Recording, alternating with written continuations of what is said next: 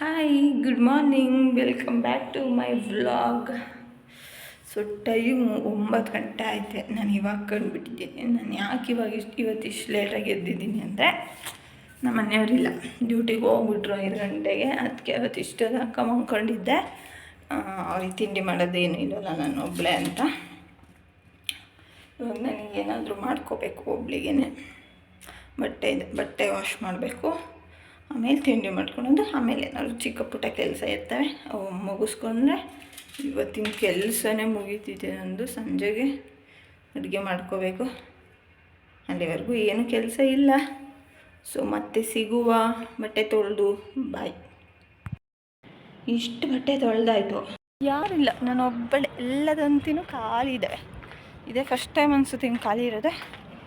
ಬನ್ನಿ, ಯಾರಾದರೂ ಬರೋ ಒಳಗಡೆ ಬಡ ಎಲ್ಲ ಹಾಕ್ಬಿಡೋದೆ ಇವಾಗ.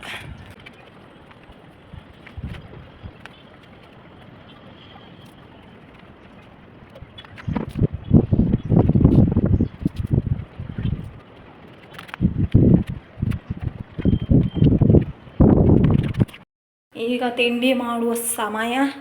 ಸೊ ತಿಂಡಿಗೆ ಇವತ್ತು ನನ್ನ ಫೇವ್ರೆಟ್ ಅವಲಕ್ಕಿ ಉಪ್ಪಿಟ್ಟು ಮಾಡ್ಕೊಳ್ತೀನಿ. ತರಕಾರಿ ಎಲ್ಲ ಇದೆ.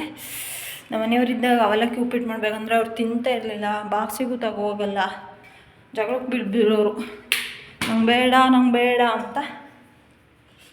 ಅದಕ್ಕೆ ಇವತ್ತು ಅವಲಕ್ಕಿ ಉಪ್ಪಿಟ್ಟು. ಇವಾಗ ಅವಲಕ್ಕಿ ಇಲ್ಲ ನನ್ನ ಹತ್ರ. ಅಂಗಡಿಗೆ ಹೋಗಿ ಬರಬೇಕು. ಅಂಗಡಿಗೆ ಹೋಗಿ ತೊಗೊಬರ್ಬೇಕು. ಒಂದು 10 ಗಂಟೆ 10:30 ಎಲ್ಲ ಆಗಿಬಿಟ್ರೆ ಅಂಗಡಿ ಬಾಗ್ಲಾಕ್ಬಿಡ್ತಾರೆ. ಜನ ಯಾರು ಅಷ್ಟಾಗಿರಲ್ಲ ಅಂತ. ಸೊ ಅಷ್ಟರೊಳಗೆ ಹೋಗ್ತಾರೆ. ನಾನು ಬಾಗ್ಲಾಕ್ಬಿಟ್ರೆ ಆಮೇಲೆ ಏನು ಮಾಡ್ಕೊಂಡು ತಿನ್ನೋದು ನಾನು. ಬನ್ನಿ.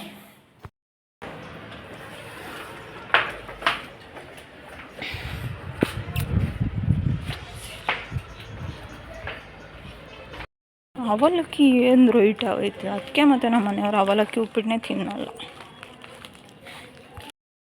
ಅವಲಕ್ಕಿ ತರೋಣ ಅಂತ ಹೋದೆ, ತಂದೆ ಅವಲಕ್ಕಿನ.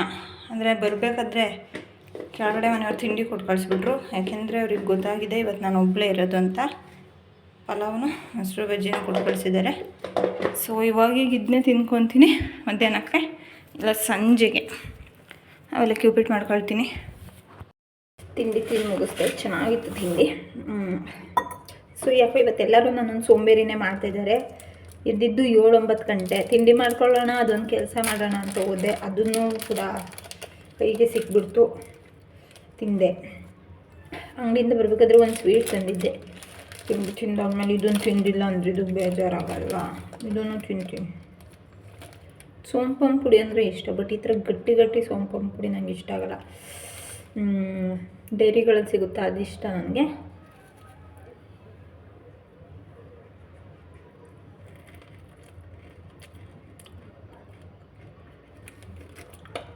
ಚೆನ್ನಾಗಿಲ್ಲ ಇದು.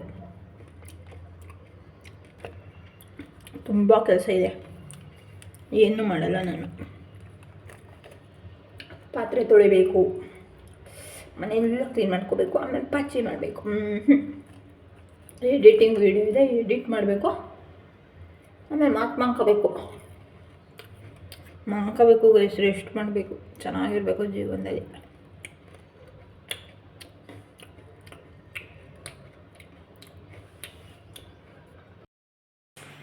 ಬೆಳಗ್ಗೆ 9 ಗಂಟೆಗಿದ್ದೆ. 11 ಗಂಟೆ ಕೆಲಸ ಮುಗೀತು. 11 ಗಂಟೆಯಿಂದ ಮಂಚದ ಮೇಲಿಂದ ಎದ್ದು ಬಂದಿರಲಿಲ್ಲ. ಇವಾಗ ಟೈಮು 6 ಗಂಟೆ. ಅಡುಗೆ ಮಾಡಬೇಕು, ತಲೆ ಬಾಚಿಲ್ಲ, ಇದ್ದೀನಿ, ಎಣ್ಣೆ ಹಚ್ಕೋಬೇಕು ತಲೆಗೆ, ಪಾತ್ರೆ ತೊಳಿಬೇಕು, ಕಸ ಹೊಡಿಬೇಕು. ತುಂಬ ಕೆಲಸ ಇದ್ದಾವೆ. ಯಾರು ಮಾಡ್ತಾರೆ ಅಂತ ಅನ್ನಿಸ್ತಾ ಇದೆ. ಮಟ್ಟವಾಗಿ ಚೆನ್ನಾಗಿ ಎಣ್ಣೆ ಹಚ್ಕೊಂಡಿದ್ದೀನಿ. ಎಷ್ಟೊಂದು ಎಣ್ಣೆ ಹಚ್ಚಿದ್ದೀನಿ ನೋಡಿ. ಚೆನ್ನಾಗಿ ಸಿಗ್ಗೆಲ್ಲ ಬಿಡಿಸ್ಕೊಂಡಿದ್ದೀನಿ. ಎಣ್ಣೆ ಹಚ್ಬಿಟ್ರೆ ಒಂಥರ ನೆಮ್ಮದಿ ಅನಿಸುತ್ತೆ, ತಣ್ಣಗಾಗುತ್ತೆ ತಲೆಯೆಲ್ಲ. ಈ ಥರ ಇರೋದು ಚೆನ್ನಾಗಿರುತ್ತೆ. ಹುಚ್ಚಿ ಹೆಂಗಿರ್ತೀನಲ್ಲ ಚೆನ್ನಾಗಿರುತ್ತಾ ಅಂತ ಕಮೆಂಟ್ ಮಾಡಿ. ನನಗಂತೂ ಹುಚ್ಚಿ ಹೆಂಗಿರ್ತೀನಲ್ಲ ಅದೇ ಇಷ್ಟ. ಮೇಲಂತೂ ತಣ್ಣನೆ ಗಾಳಿ ಸ್ವಲ್ಪ ಚೆಂದ ಬೀಸ್ತೈತೆ. ಇವತ್ತು ಮನೆ ಹತ್ರ ಗಾಡಿ ತರಂಗಿಲ್ಲ ಅನಿಸುತ್ತೆ, ಯಾಕೆಂದರೆ ಇಲ್ಲಿ ಸಿಮೆಂಟ್ ರೋಡ್ ಮಾಡ್ತಾಯಿದ್ದಾರೆ. ಎಲ್ಲಿ ನಿಲ್ಲಿಸಿ ಬರ್ತಾರೋ ಗೊತ್ತಿಲ್ಲ. ಬಟ್ಟೆ ಇವಾಗಿನೂ ಎತ್ಕೊಂಡು ಹೋಗ್ತಾ ಇದ್ದೀನಿ. ನೈಟ್ ಹೊತ್ತು ಟೆರೇಸ್ ಮೇಲೆ ಬಂದ್ರೂ ತಣ್ಣಗೆ ಗಾಳಿ ಬೀಸ್ತಾ ಇರುತ್ತೆ, ಚೆಂದ ಇರುತ್ತೆ. ಆದರೆ ನಮ್ಮನೆಯವ್ರು ಯಾಕೋ ಬಾ ಅಂದರೆ ಬರೋದೇ. ನೀಟಾಗಿ ಮುಖ ತೊಗೊಂಡು ಫ್ರೆಶ್ ಆಗಿದ್ದೀನಿ. ನಮ್ಮನೆಯವ್ರು ಇವಾಗ ಬರ್ತಾ ಇದ್ದಾರಂತೆ, ಅದಕ್ಕೆ ಮುಖ ತೊಗೊಂಡು ಫ್ರೆಶ್ ಆಗಿದ್ದೀನಿ. ಇಲ್ಲಾಂದರೆ ಬೈತಾರೆ, ಮುಖ ತೊಳೆಯಲ್ಲ, ತಲೆ ಬಾಚಲ್ಲ, ಹುಚ್ಚಿ ಹುಚ್ಚಿ ಹುಚ್ಚಿ ಅಂತ. ಅದಕ್ಕೆ ಫ್ರೆಶ್ ಆಗಿದ್ದೀನಿ. ಸೊ ನಾನು ಸಂಜೆಗೆ ಅಡುಗೆಗೆ ಅಂತ ಹೇಳಿ ದಂಟಿನ ಸೊಪ್ಪಿನ ಸಾರು ಮತ್ತು ರೈಸು ಮುದ್ದೆ ಮಾಡೋಣ ಅಂತ ಇದ್ದೆ. ಸೊಪ್ಪನ್ನು ಕೂಡ ಬಿಡಿಸಿಡ್ಕೊಂಡಿದ್ದೆ, ನೆನ್ನೆ ತಂದಿದ್ದು. ಆದರೆ ನಮ್ಮನೆಯವರು ನನಗೆ ದಂಟಿನ ಸೊಪ್ಪಿನ ಸಾಂಬಾರು ಬೇಡ, ಮೆಂತ್ಯ ಸೊಪ್ಪಿನ ಪಲಾವ್ ಮಾಡಿಕೊಡು ಅಂತ ಹೇಳ್ತಾ ಇದ್ದಾರೆ. ಇವಾಗ ನನ್ನ ಸೊಪ್ಪನ್ನು ಬಿಡಿಸಿರಲಿಲ್ಲ, ಕ್ಲೀನ್ ಮಾಡ್ಕೊಂಡಿಲ್ಲ. ಇವಾಗ ಕ್ಲೀನ್ ಮಾಡ್ಕೋಬೇಕು, ಬಿಡಿಸ್ಬೇಕು, ಮಾಡಬೇಕು. ಮೊದಲೇ ಹೇಳಿದರೆ ಅತ್ತಾಗ ಅದನ್ನೇ ಬಿಡಿಸ್ಕೊಂಡ್ಬಿಡುವೆ. ಏನಿದು ಕತೆ, ಏನಿದು ರಾಮಾಯಣ, ಏನಿದು ನನ್ನ ಹಣೆ ಬರಹ, ಓ ವಿಧಿಯೇ. ಇದಿಷ್ಟು ಕೂಡ ಇವತ್ತಿನ ವ್ಲಾಗ್. ಮೆಂತೆ ಪಲಾವ್ ರೆಸಿಪಿ ಬೇಕು ಅಂದರೆ ನನ್ನ ಯೂಟ್ಯೂಬ್ ಚಾನಲಲ್ಲಿದೆ, ಒಂದು ಸಲ ಚೆಕ್ ಮಾಡಿ.